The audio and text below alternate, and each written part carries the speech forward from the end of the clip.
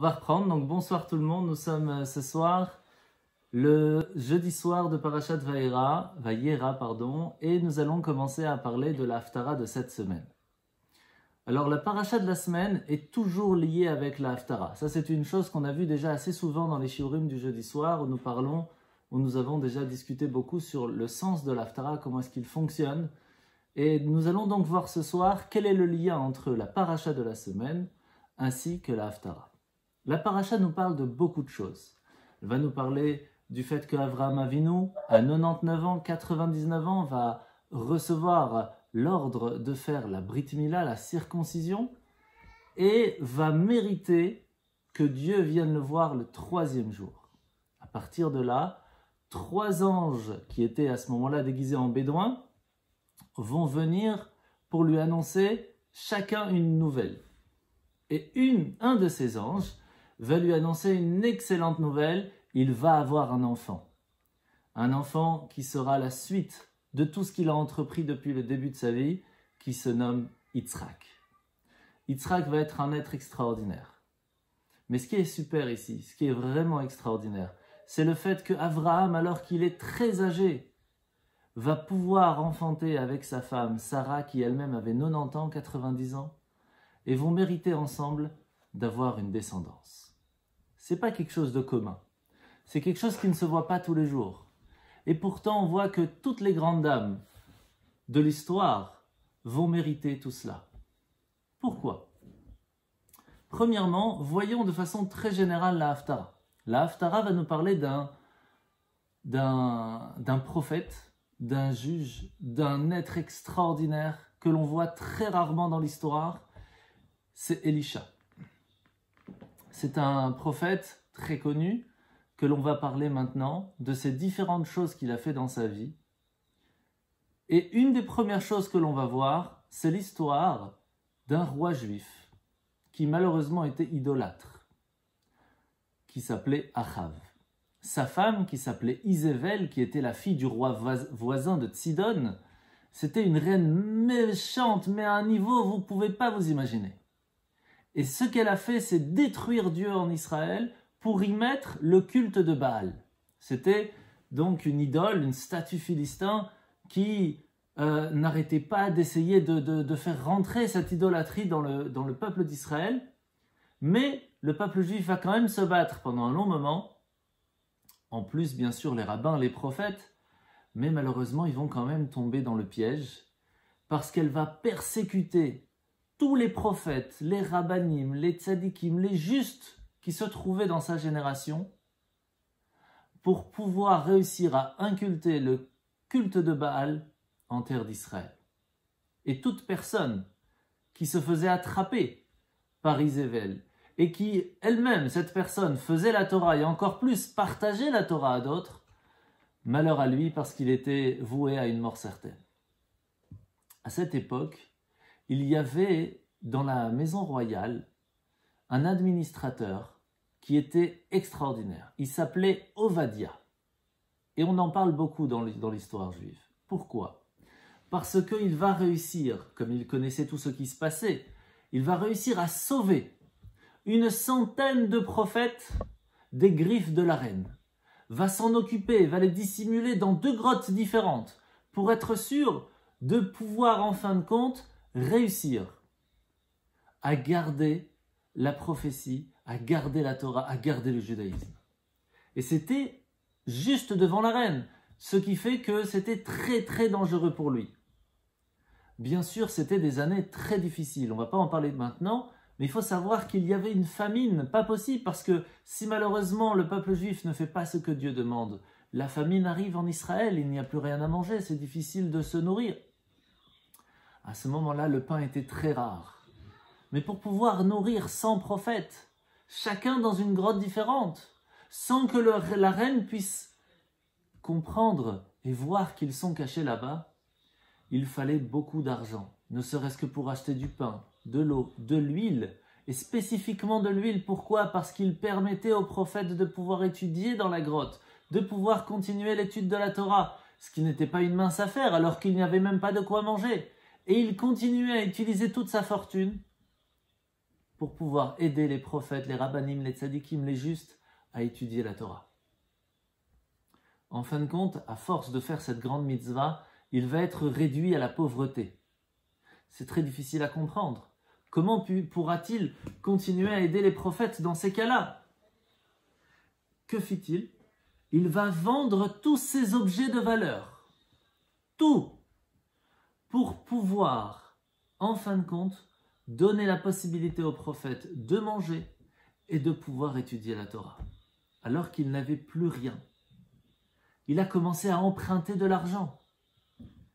La famille royale qui était très riche, il s'est tourné vers le fils. Il ne pouvait pas aller voir la reine pour ça. Il est donc parti vers son fils pour pouvoir avoir un prêt. Sauf que Yehoram, ce fils-là, était lui-même un rachat. Et ça ne l'intéressait pas du tout, le sauvetage de vie humaine. Alors, il lui a prêté à une seule condition. Le fait, avec la condition de prendre un intérêt dessus. Sauf que, vous devez sûrement le savoir, le fait de prendre un intérêt sur un prêt est très grave. Et Hachem va le punir pour ça, mida keneged mida. Ce qui veut dire qu'il va être touché au cœur par des flèches ennemies, étant donné qu'il n'a pas eu le cœur d'aider son prochain et qu'il a endurci son cœur. Ovadia n'avait pas le choix, il va donc accepter les conditions de Yehoram, puisque c'était une question de vie ou de mort, il fallait le faire. Mais en fin de compte, lorsque Ovadia va devoir payer son dû, il n'aura pas la possibilité. Il va donc en mourir.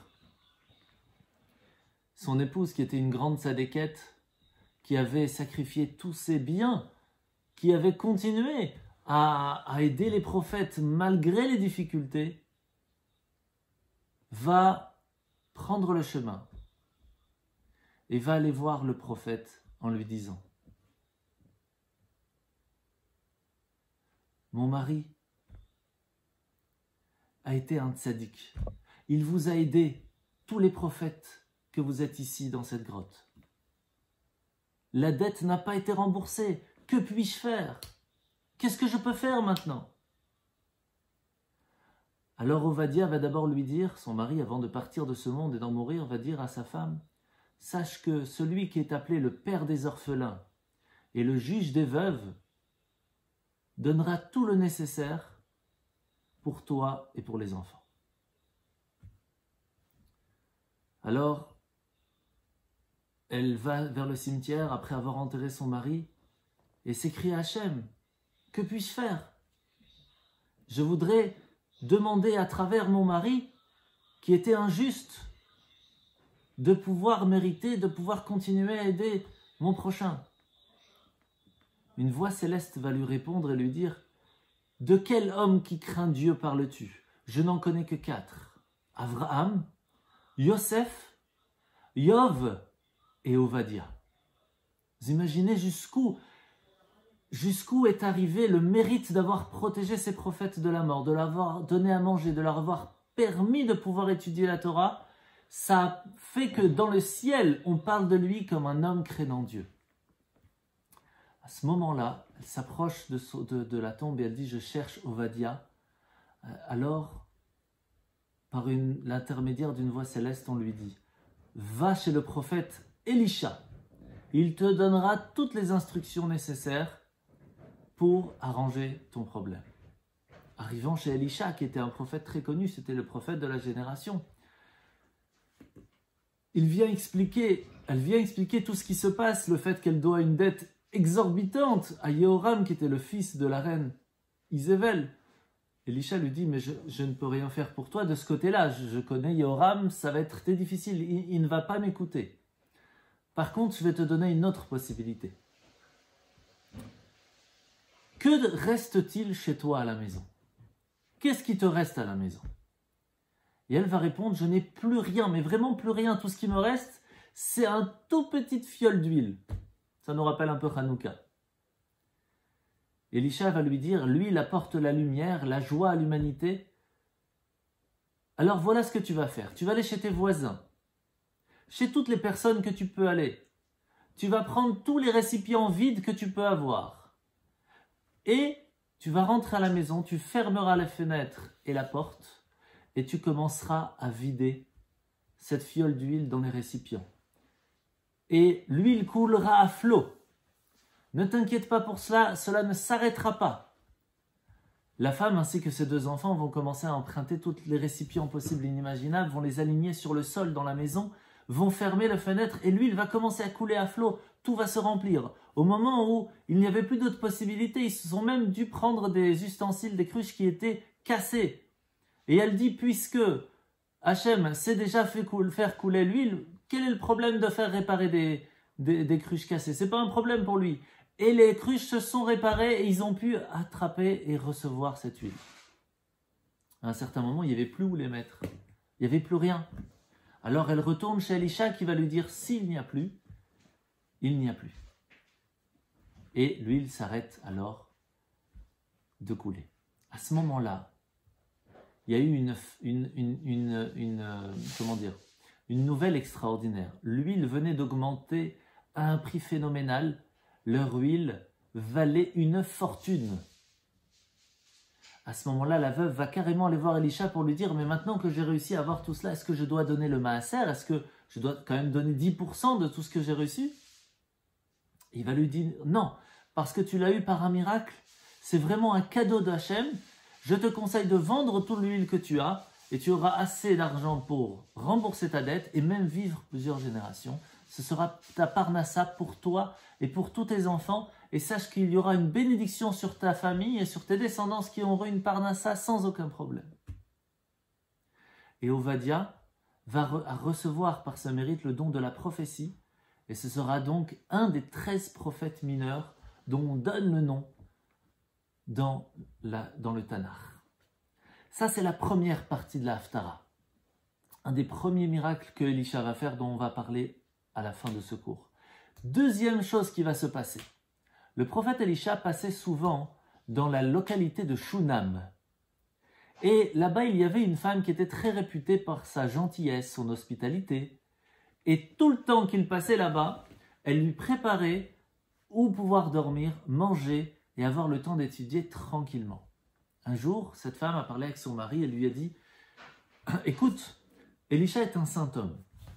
Il est tout le temps avec nous chaque fois qu'il passe par ici. Pourquoi ne pas lui installer des quartiers permanents à la maison pour que chaque fois qu'il vient ici, il n'ait pas besoin de rien. Il sait qu'il y a sa chambre ici. On va la meubler, on va prendre le grenier, on va le faire propre, joli, on va lui mettre un lit, une table, une chaise, une lampe, pour que chaque fois qu'il vient, ce grand Talmid Chacham, ce grand prophète, puisse venir chez nous à la maison. » Et c'est ainsi que se passa beaucoup d'années où Elisha a pu profiter de cet endroit. Un jour, Elisha, un jour de Rosh Hashanah, comme vous le savez, c'est un jour où les destins peuvent changer, va ordonner à son serviteur Gehazi, qui lui-même n'était pas vraiment quelqu'un d'extraordinaire, mais en fin de compte a servi quand même Elisha pendant plusieurs années, va lui demander d'appeler la femme pour venir lui poser une question. Il lui dit, puisque tu t'es donné tellement de mal et tellement de peine pour pouvoir m'aider à continuer à étudier la Torah dans la largesse et la facilité, je voudrais moi aussi te récompenser. Que demandes-tu? Elle va lui dire, mais je n'ai rien à demander. Je n'ai aucune requête à présenter, même à un roi humain. La seule personne que je peux demander, c'est Akadosh Baruch Hu. Il n'y a que lui qui peut m'aider, parce que la seule chose qui me manque, c'est un enfant.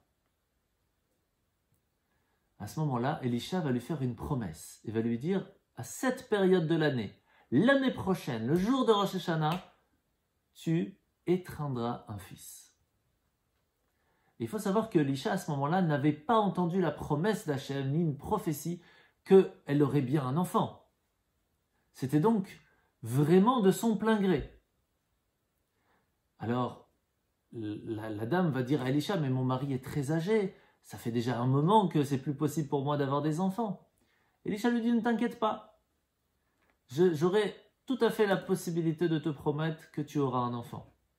Alors la femme continue, elle dit, mais ta promesse est différente de celle donnée par l'ange à Abraham dans l'histoire maintenant.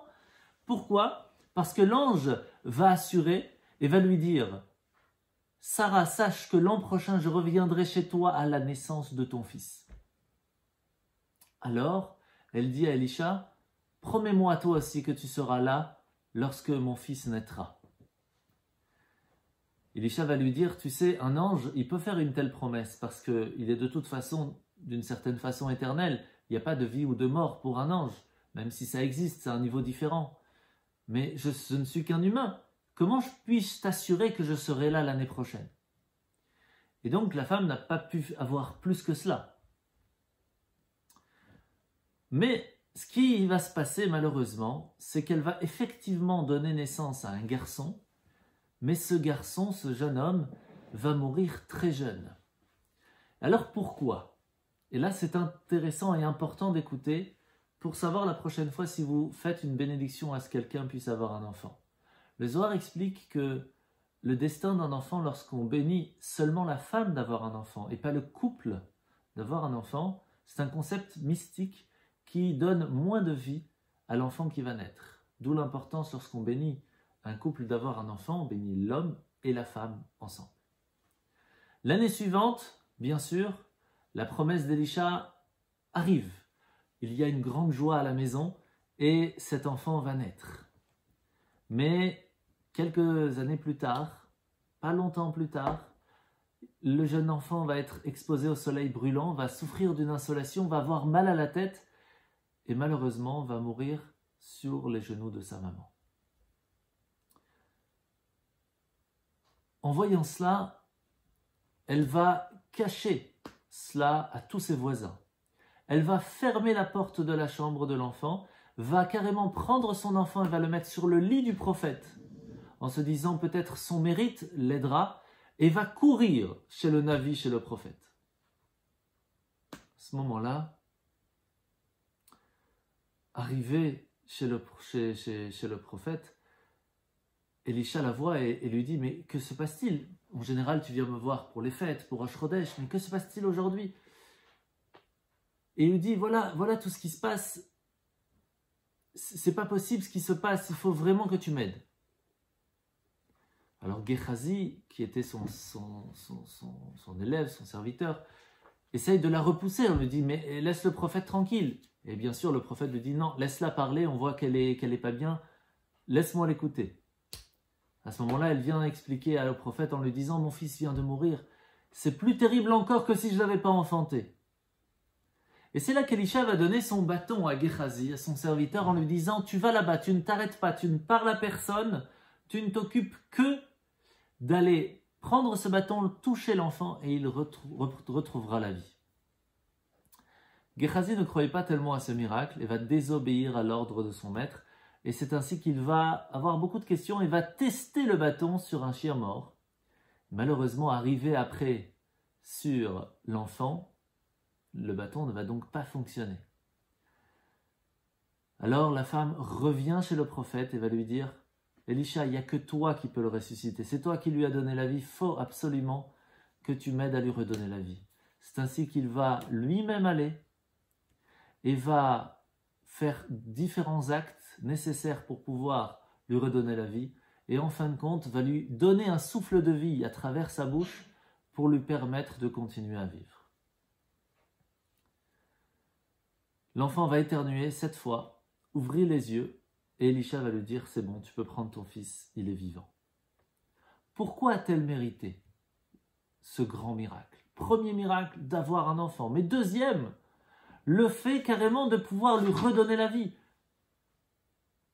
Eh bien tout simplement par le chesed, par la bonté qu'elle faisait. Elle était une femme vraiment extraordinaire. Elle faisait attention qu'il y ait toujours des invités à la maison, de les servir, de leur donner tout ce qu'ils ont besoin, de s'occuper d'eux. Pas simplement de leur donner à manger, de leur donner vraiment cet état d'esprit de se dire « on est à la maison ici ». Le fait bien sûr d'avoir donné la possibilité au prophète de pouvoir étudier, de pouvoir manger tranquillement, de pouvoir avoir la tête gardée dans l'étude de la Torah et de ne pas avoir à se préoccuper des soucis matériels. Tout cela va lui donner la possibilité pas seulement d'avoir un enfant, pas seulement de pouvoir le faire ressusciter, mais que son enfant sera lui-même un prophète, le prophète Habakkuk, qui vient du mot chibouk, comme ce souffle de vie qui a été transmis de Elisha directement dans le souffle de Habakkuk. À ce moment-là, nous comprenons le lien entre la paracha de la semaine, la paracha de Vayera, ainsi que la Haftara. Avraham et Sarah, dans la paracha, nous voyons qu'ils étaient très âgés et qu'ils n'avaient pas eu la possibilité d'avoir des enfants. Et c'est ce qui va donner la possibilité, grâce à la bénédiction de l'ange, mais surtout grâce au fait qu'ils ont eu l'effort de faire la circoncision, de le partager, d'avoir fait le chesed d'une bonté extraordinaire, d'avoir toujours des invités à la maison, de donner la possibilité à chacun de venir manger, boire, dormir gratuitement. La seule chose qu'ils demandaient, c'était de remercier Hachem après, de faire la bénédiction, le Birkat Hamazon. Lorsqu'ils auront alors fini le Birkat Hamazon, ils pouvaient repartir à la maison. Le fait d'avoir tellement donné, partagé, avoir une bonté et un cœur extraordinaire va permettre à ce qu'Avraham et Sarah puissent avoir une descendance pas seulement avoir un enfant, mais avoir un enfant qui va leur permettre de continuer la vie que Avraham et Sarah ont commencée. Ce qui veut dire de continuer les enseignements, de continuer leur vie de bonté, de continuer la vraie descendance du peuple juif par Yitzhak, qui va se continuer avec Yaakov. Et ce grand miracle était extraordinaire. Maintenant qu'on a compris le lien qu'il y a avec l'histoire d'Elisha qui va ressusciter cet enfant, qui est venu lui-même par un miracle, par le mérite de la bonté que cette dame de Shunam avait tellement donné, il nous reste quand même une question. Si c'est ainsi, pourquoi parler tellement du premier miracle de Elisha? Elisha, qui en fin de compte va réussir à faire que de l'huile va couler sans interruption, n'a aucun rapport avec la paracha.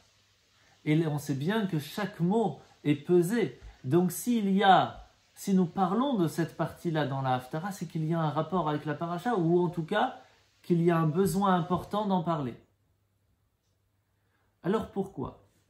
Première chose, quel était le mérite de cette dame qui était la femme de Ovadia, qui a mérité d'avoir ce miracle fait par Elisha, que l'huile puisse couler à flot? Parce qu'elle-même avait donné avec grande bonté, sans interruption, en donnant même une part, toute sa fortune pour pouvoir aider à ce que tous les prophètes puissent être en bonne santé, pour que tout se passe bien, pour qu'il n'y ait aucun souci, pour qu'ils aient de quoi manger, et même qu'ils puissent étudier grâce à de l'huile qui permettait d'avoir de la lumière dans la grotte. C'est pour nous rappeler encore une fois que toutes ces grandes choses que ces dames-là ont méritées, tous ces miracles sont par une seule chose, par le mérite de la bonté, le mérite du partage, le mérite d'avoir des invités. C'est vraiment quelque chose d'extraordinaire. Mais cela ne suffit pas. Parce que la Gemara nous apprend dans la Gemara Ta'anit qu'il y a 3 clés.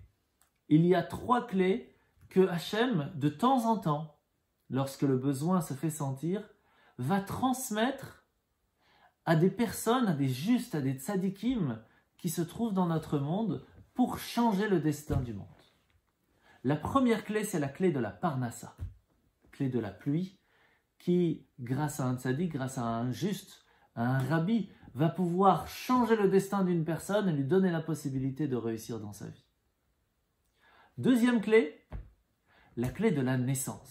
Là aussi, combien de fois nous avons vu tellement de miracles du fait que Akadosh Baruch Hu va donner la possibilité à des tzadikim, des justes de la génération, de pouvoir donner des enfants à des personnes qui n'avaient même pas la possibilité.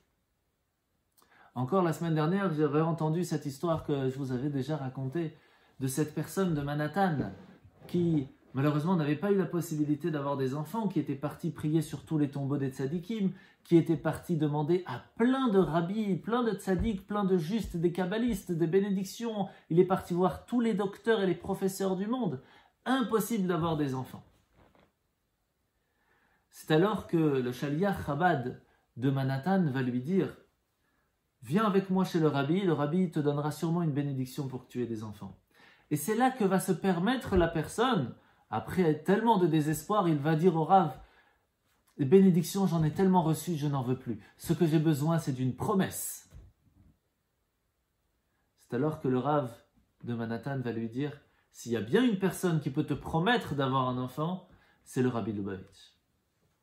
Alors ils prennent la voiture et ils vont jusqu'au 770 Stone Parkway à New York, font la file pour pouvoir arriver devant le Rabbi. Arrivé devant le Rabbi, il est bloqué, il n'arrive plus à parler. Le Rabbi lui dit bénédiction, il lui donne un autre dollar et lui dit je vous bénis d'avoir un enfant. Et là il se réveille de sa torpeur et dit au Rabbi, Rabbi, je ne veux pas une bénédiction, je veux une promesse. Il faut quand même y aller, c'est pas évident. Et le Rabbi le regarde avec un regard très sérieux, réfléchit et va lui dire en fin de compte, tu veux une promesse, toi aussi tu vas devoir me promettre. Promets-moi de mettre les téphilines tous les jours. Sa femme qui était à côté le pousse et lui dit, mais promets, qu'est-ce que tu attends? Maintenant que tu peux avoir ta promesse, promets. C'était pas évident pour lui. Sa femme ne lui a pas laissé le choix et il a promis. À ce moment-là, que va-t-il se passer? Le Rabbi va lui dire, je te promets alors un enfant. Il sort, et bien sûr tout de suite les chassidim lui mettent les téphilines, s'occupent de lui faire acheter une paire de téphilines cachères, 100% comme il le faut. Il rentre à la maison et les met. Un jour, 2 jours, 1 semaine. Et sa femme est derrière pour être sûre qu'il le fasse. Moins de 3 semaines plus tard, sa femme lui annonce une bonne nouvelle, elle est enceinte. L'histoire ne se finit pas là, parce que le métro boulot dodo fait que, à un certain moment, il commence à oublier de mettre les téphilines. C'est pas quelque chose qu'il avait spécifiquement l'habitude, et c'est là que commencent les problèmes dans le, comment on dit, dans la grossesse. Alors ils écrivent tout de suite au Rabbi. Le Rabbi a dit, mais j'ai déjà promis, et toi aussi tu as fait une promesse. La femme, bien sûr, s'occupe de son mari comme il faut, et lui rappelle sa promesse, et vérifie maintenant qu'ils mettent les téphilines tous les jours, et Baruch Hashem, l'enfant va naître. Et c'est l'enfant qui raconte cette histoire, que j'ai pu écouter grâce à Dieu lorsqu'on était au Kinous HaShluchim, lorsque nous étions, il y a quelques années, chez le Rabbi, où nous avons pu entendre cet enfant-là, qui est maintenant un rav de communauté, et qui dit que pendant toute sa jeunesse, chaque fois qu'il avait mal aux yeux, il pouvait appeler son père en lui disant « Papa, n'oublie pas les téphilines ». Donc vous voyez comment est-ce que la clé de la naissance peut arriver dans les mains d'un tzaddik, d'un juste. Autant que la parnassa, combien d'histoires aussi, on ne va pas rentrer dans toutes les histoires, mais vous connaissez de façon générale. Mais il y a encore une clé. La clé qui est nécessaire à la résurrection des morts. Et ça, ce n'est pas une clé qui est donnée à chacun, même si on le voit autour du Talmud, qui, cette clé a été utilisée quand même assez souvent.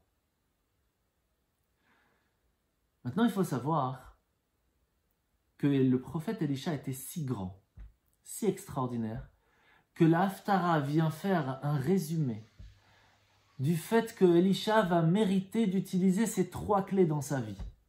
La première fois, la clé de la parnassa, lorsqu'il va donner de l'huile à cette femme qui va lui permettre d'avoir de quoi subvenir à ses besoins, à elle et à sa descendance. La deuxième fois, à la naissance, lorsque cette dame de Shouman va pouvoir enfanter, et plus encore, la possibilité de faire la résurrection des morts lorsque cet enfant va partir de ce monde. Et c'est là que la question se pose alors. On sait bien qu'Hachem donne la possibilité à beaucoup d'anges de pouvoir gérer d'une certaine façon, à leur façon, même si c'est Dieu qui est derrière, qui gère, mais de pouvoir arranger à faire tourner le monde. Mais pourquoi pas ces 3 choses alors? Pourquoi doit-il garder les clés avec lui? Simplement pour pouvoir les transmettre, c'est pas si compliqué. Et c'est le Chafetz Chaim qui vient nous donner la réponse. Le fait que si c'était les anges qui devaient juger si une personne méritait d'avoir de la parnassa, malheureusement il n'y en aurait pas eu beaucoup. Et c'est de là qu'on voit la grandeur et la gentillesse d'Hachem qui fait attention à nous quelle que soit la personne. La même chose pour la naissance. Est-ce qu'on mériterait tous et toutes de pouvoir avoir des enfants? Grâce à Dieu, oui. Parce que c'est lui qui tient la clé.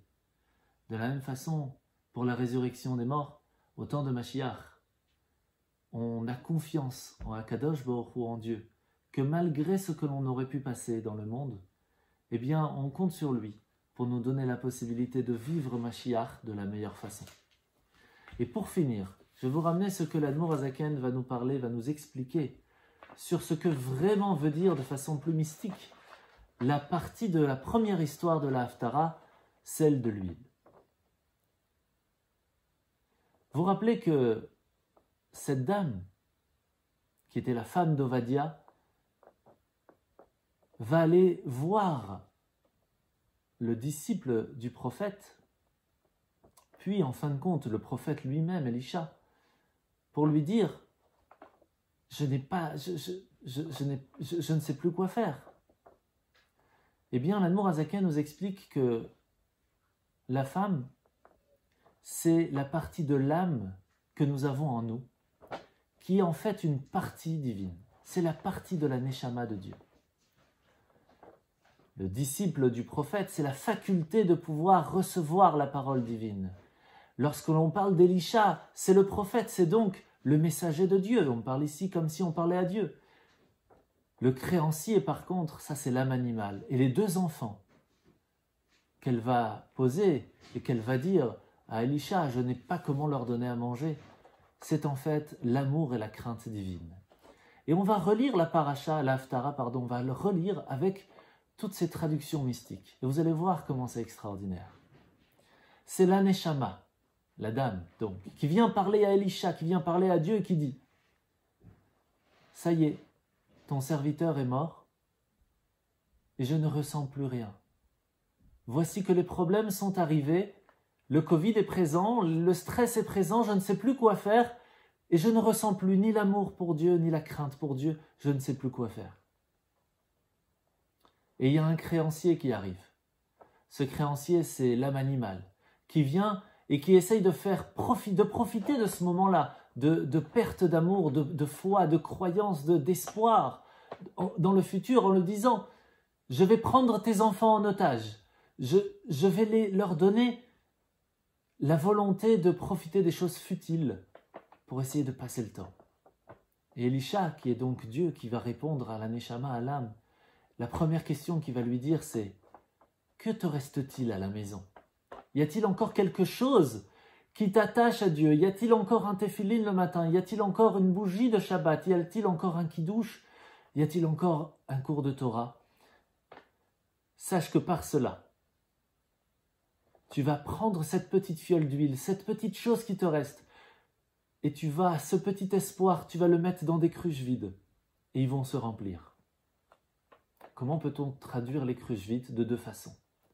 Ou, en sachant que même si ces cruches sont vides, ça veut dire que l'étude ou les bonnes actions que l'on va faire ne seront pas remplies d'amour et de crainte. Sache que le fait de les avoir fait te donneront déjà la possibilité de recevoir plus, parce que l'appétit vient en mangeant. Et la deuxième chose, c'est de constater que nos cruches sont vides, qu'il nous manque quelque chose, te suffira à comprendre combien on est loin et combien on doit encore plus faire, parce que c'est ainsi que nous mériterons alors la parnassa, la santé et les naissances.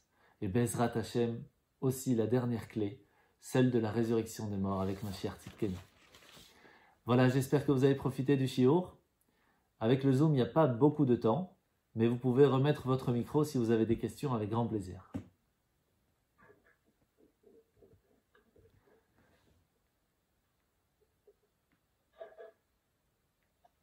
Eh ben, je vois que pas de questions. Baruch Hashem. C'est principal. Déjà pas mal. Ben, ça m'a fait plaisir de vous voir tout le monde. Vraiment un grand plaisir. Moi aussi, ça fait plaisir de voir un peu tout le monde. Il y a un moment qu'on n'est pas passé en Belgique avec ce Covid. Ah. Baruch Hashem. Chazak. Bravo à tous ceux qui étaient présents. Kol hakavod. Et Shabbat Shalom, c'est un Shabbat spécial, c'est le Shabbat mondial. C'est le Shabbat où tout le peuple juif va faire un effort pour essayer de faire un petit peu mieux Shabbat, en tout cas, que ce qu'on a l'habitude. Donc, quel que soit l'effort que vous faites, faites-le. Parce que c'est important, ça montrera quand nous sommes unis. Et comme vous le savez, si tous ensemble on fait Shabbat, Mashiach peut venir. Donc, faites chacun vraiment un effort, c'est très très important. Shabbat Shalom tout le monde. À bientôt.